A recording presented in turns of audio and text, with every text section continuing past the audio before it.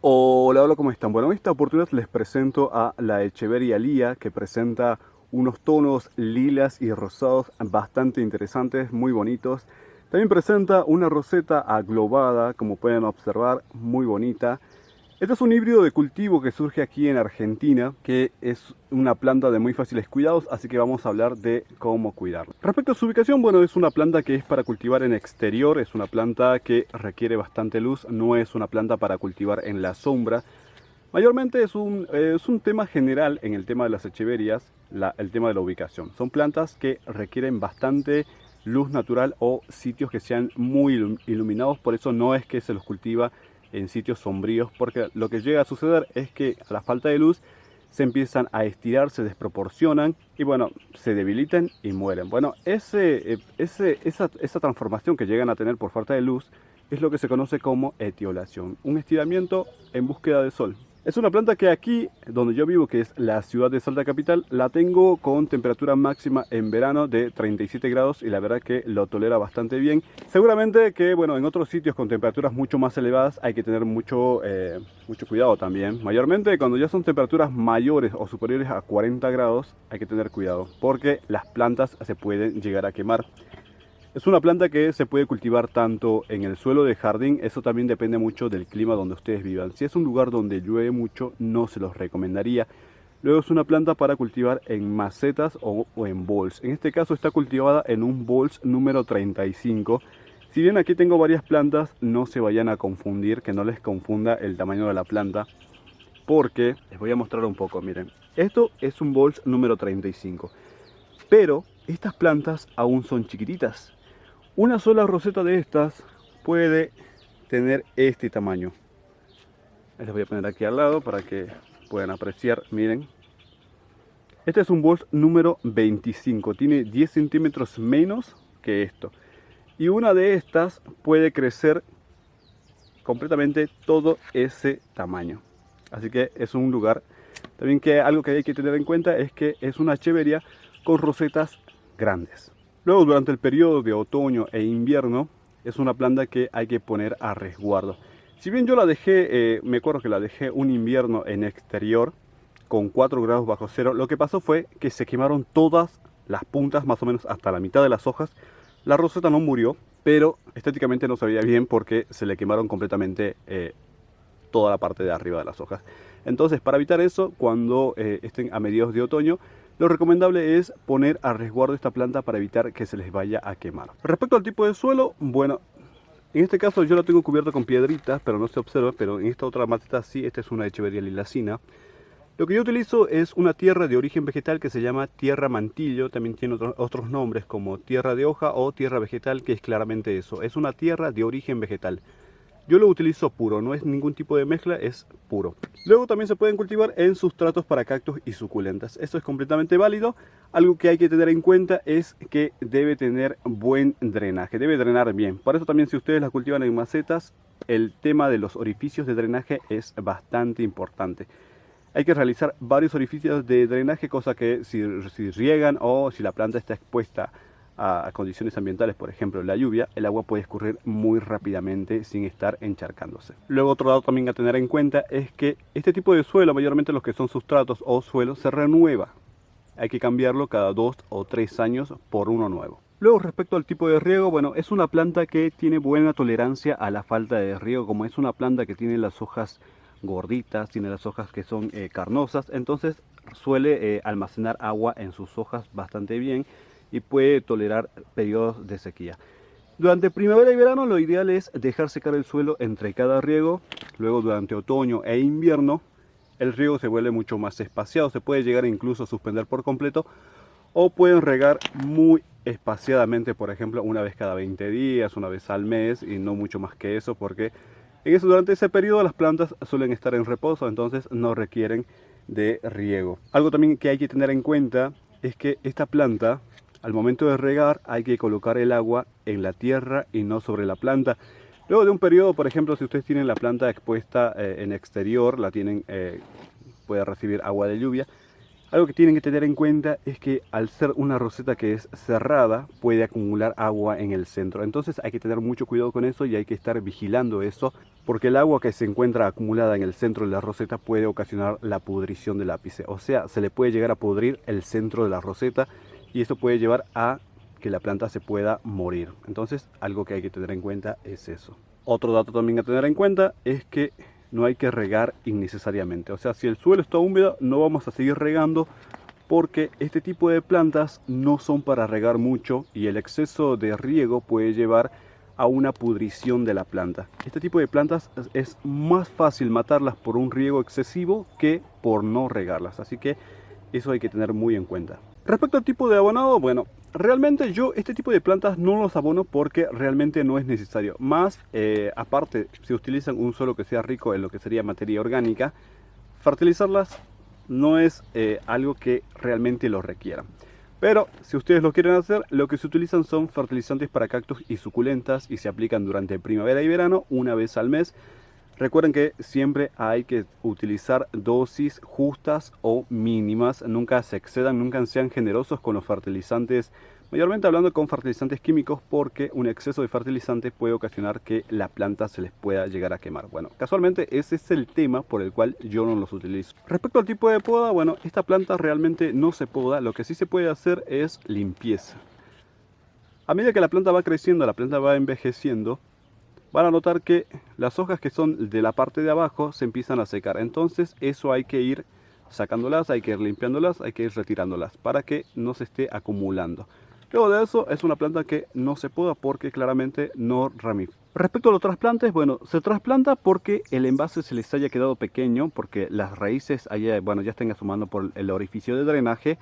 Y luego se trasplanta más o menos cada 2 o 3 años, como les mencionaba anteriormente, para renovar el sustrato o el suelo por uno nuevo. Bueno, en este caso claramente van bien, no necesitan ningún tipo de trasplante porque tienen suficiente espacio, lo que sería la maceta, y por la parte de abajo, bueno, las raíces no han asomado todavía.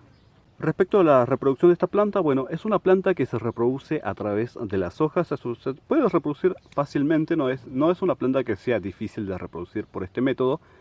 Como pueden observar, en la parte de aquí abajo ya se puede apreciar que están estos dos. Bueno, estos dos son productos de siembra de hoja. Simplemente lo que van a hacer es retirar una hojita, que bueno, vamos a buscar una hoja por acá. Tiene que salir completa y ahí está. La hoja sale así. Simplemente la van a posar sobre lo que sería una tierra o un sustrato húmedo. Es muy fácil, simplemente la tienen que dejar posada, como pueden ver. Y el suelo debe estar húmedo, no debe quedarse seco, lo dejan en semisombra o sol de la mañana y únicamente van a quedar a esperar. Bueno, este método se realiza durante primavera y verano.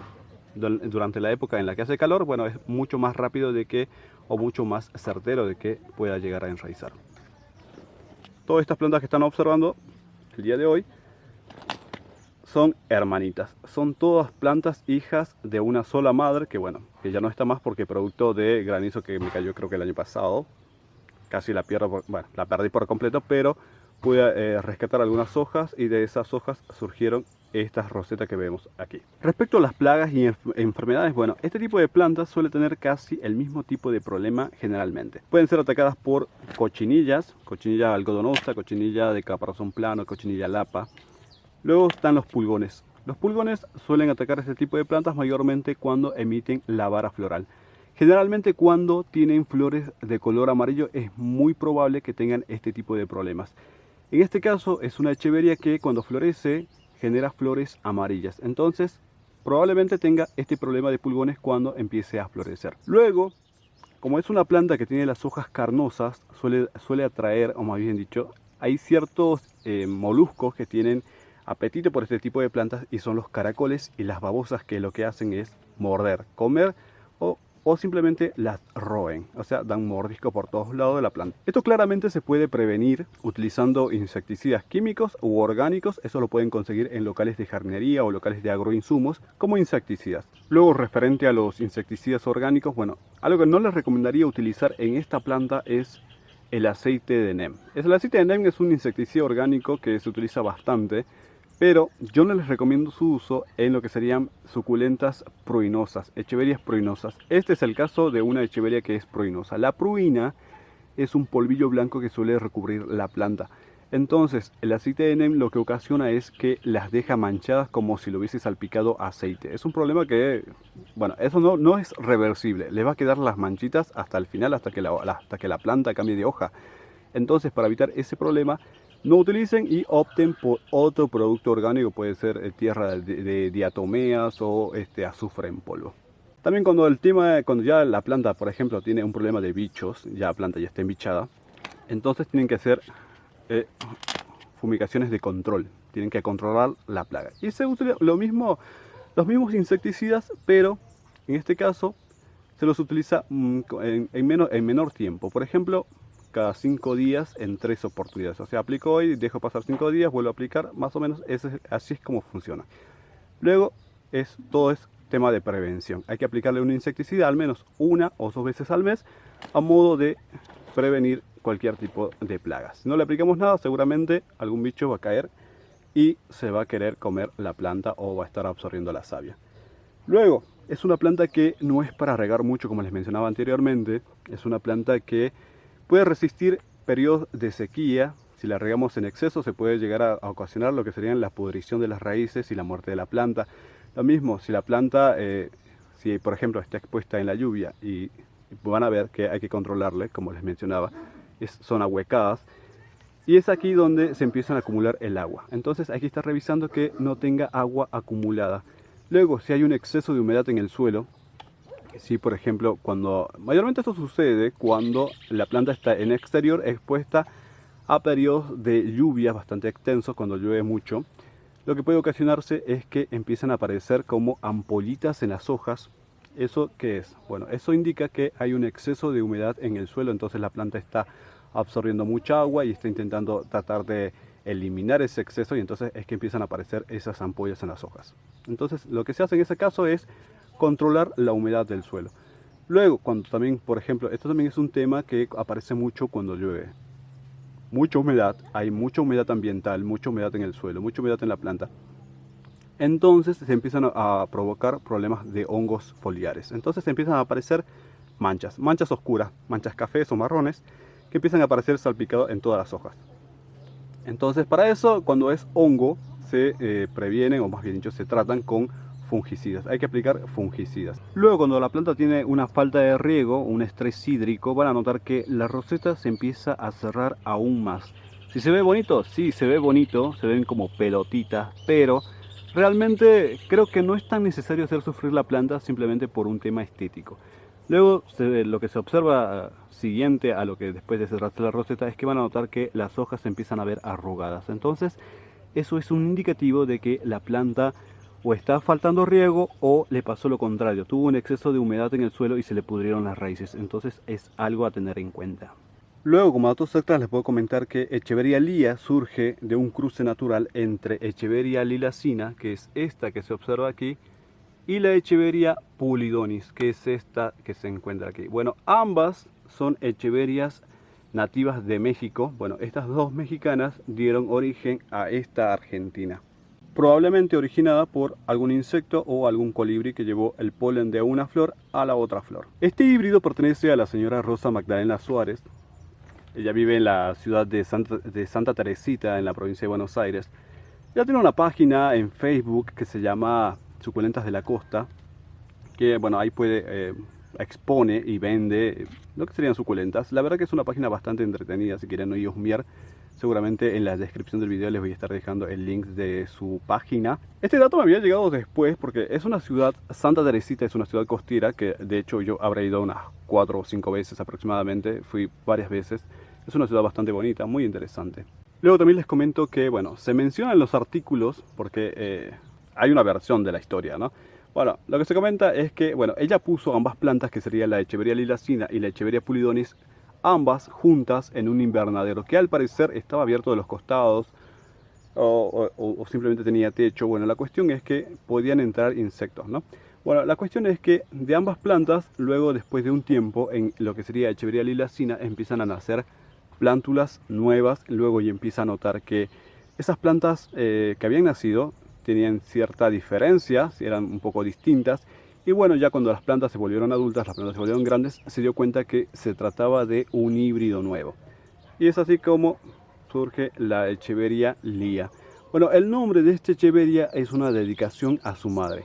Bueno, su madre, según se relata, tenía el sobrenombre de Lía. Entonces es por eso que se le bautizó a este Echeveria como Lía. Bueno, espero que les haya gustado, espero que lo hayan disfrutado tanto como yo. Es una planta que es bastante bonita. Me gusta mucho la forma de sus rosetas, son unas formas aglobadas, como muy cerradas. El color es bastante interesante, ¿no? Porque dependiendo como ustedes lo vean durante la época en la que está pasando el sol, se crea ese efecto de sombras, ese efecto de juego de colores, como que los tonos son más oscuros. Muy bonita, es un tono violáceo, es un tono que también tiene en colores rosados de la parte de las hojas terminan en punta, que me recuerda mucho a la lilacina, pero esta es redonda, muy bonita. Bueno, si no la conocían se las presento, y si la conocían pues aquí está, su nombre es Echeveria Lía. Recuerden que tenemos un grupo de Facebook que se llama Locos y Amantes por las Plantas / El Rincón de Toshio. También tenemos una página en la misma red social que se llama El Rincón de Toshio. Si te gustó dale like, compártelo, puedes suscribirte y nos vemos en un próximo video. Chau chau.